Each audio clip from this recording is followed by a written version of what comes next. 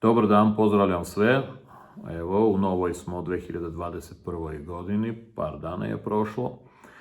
Valjda se sve odjedan puta promenilo. Evo, danas sam odlučio da nešto ispričam, neku mini lekciju o zdravlju. Ne kako biti zdrav i tako dalje, nego uopšte da pogledamo šta se podrazumeva pod zdravljem. Ja bih rekao ovako, psihologiju zdravlja i psihologiju bolesti. Za posljednjih 35 godina što ja radim u tom segmentu, pokušavajući da razumem i stvarajući metodologije kako da, ne kažem, održavam funkcionalno stanje kod sebe i kod drugih ljudi, došao sam ne samo do zaključka, razumevanja. Prvo, zdravlje iz momenta psihologije. Kako ljudi sagledavaju ne zdravlje, nego bolest. Svaki čovjek podsvesno, negde već je ubačeno, on se plaši više ili manje pojma bolesti. Kao da je to neko čudovište koje će sada doći pa ćete pojesti.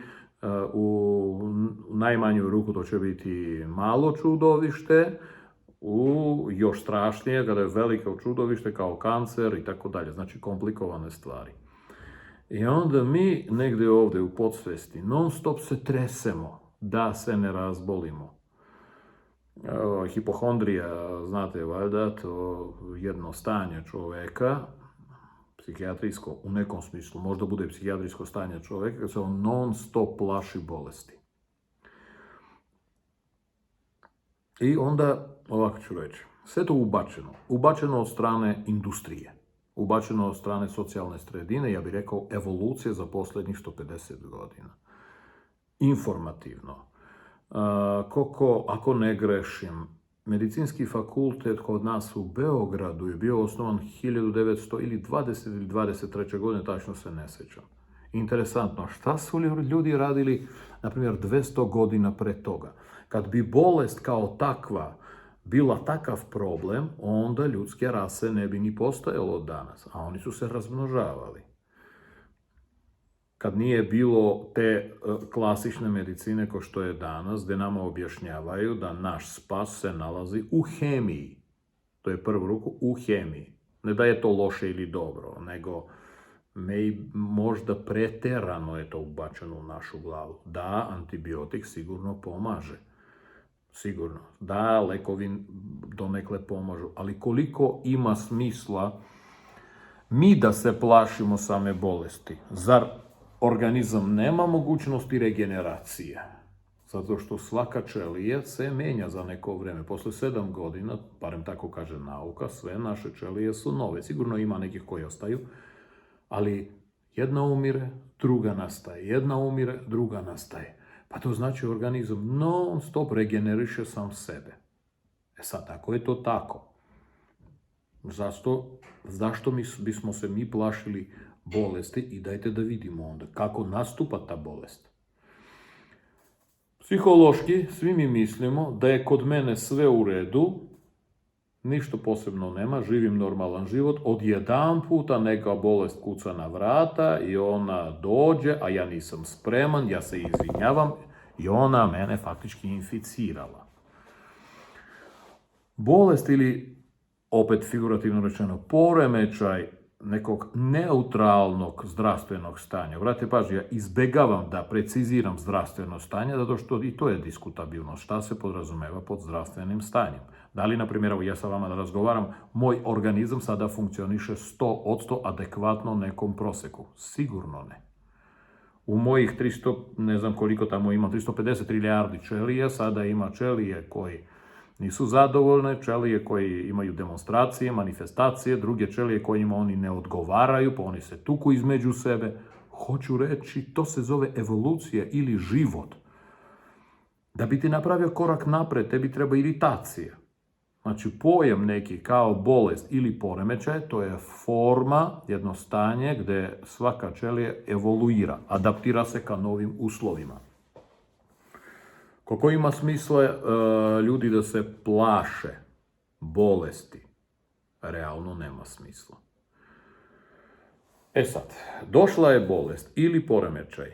Kako dolazi da kod čovjeka nastane poremećaj? To je moje subjektivno iskustvo, ne znači da je to tako, to ja tako sam vidio posljednjih 35 godina. Osnovni razlog je okruženje, znači socijalna sredina, po time podrazumijeva se ne samo ljudi, nego stan, boje, šta god ulazi u tvoju glavu, i drugi parametar, svest. Ja sam to pričao, već svest nije organ, to je veštačka funkcija koja se formira od strane socijalne sredine. I onda svest, način razmišljenja, da li sam bolestan, nisam, a šta ako ovako, pa ako bit će ovako, bit će onako, i ti sam sebi realno svest, sama sebi, u stvari sama ubacuje problematiku u glavu, da bi glava rešila problem koga realno ni nema u ovom momentu. Ali naša glava, naš mozak, to je zatvoreni sistem. Te naše ćelije, neuroni, oni ne znaju šta znači spolja realnost. Šta god uđe kod njih, dođe kod njih, oni to smatraju, do te mere su naivni neuroni, oni to smatraju za realnost.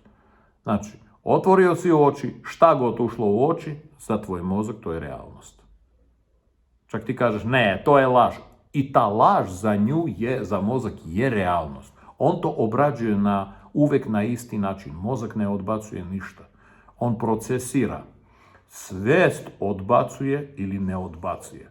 Na neki način filtrira, da li dozvoljava svest da bude inficirana. Sada pogledajte.